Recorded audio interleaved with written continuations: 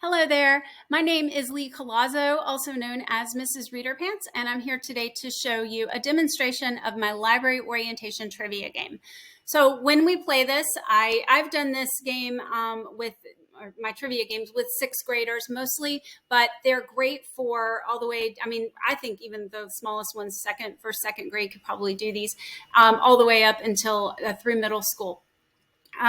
All of my games work the same way. I have 17 trivia games in my store, so this is one of them. They are available as a bundle or individually, and they all work the same way. So once students have played one, they'll understand. I mean, it's easy, but they'll understand how to play all of the trivia games in my shop. So we're going to just go ahead and start. So this is our game board, and I see that I'm in the way here. So the last category is surprise me. I'll move that back up. So the students would be split into groups, and then the group would pick their first question. So let's say they want to do text features for 400. So you click on that, and you get the question, and then the students will say what they think the answer is.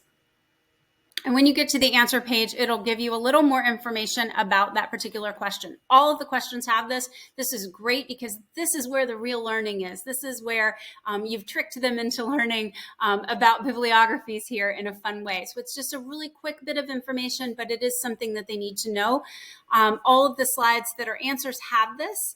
And if they need to see the question again, sometimes students will ask, oh, wait a minute, what was the question? What were the choices? Whatever, you can do that. You don't want to use your arrow keys or anything else. Just use your mouse to click around because it can mess up the game.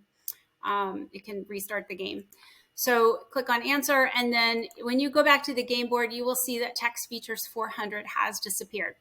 If you do need to clear the game board between classes, you're just going to escape and then go back and play it again in full screen. It will reset all of the pieces. But at the same time, if you're in the middle of a game and you hit escape, you're not going to be able to get those to disappear again. It's just all going to be reset. So be careful. Use your mouse to navigate.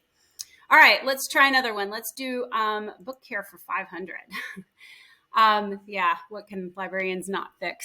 We can fix a lot of things, but not everything. Again, you're going to click on the answer, and they can see the question again if they need to. And then guess what? When we go back, we have 500 is gone. So this is really great. I intended this for library orientation for grades 3 through 6. However, it will work outside those grades. I mostly use my games with 6th grade, but I've used them all the way up through 10th grade as well in my libraries. So this is available in the Mrs. Readerpants blog shop and on TPT. It's available as part of a huge bundle of 17 games or individually by itself.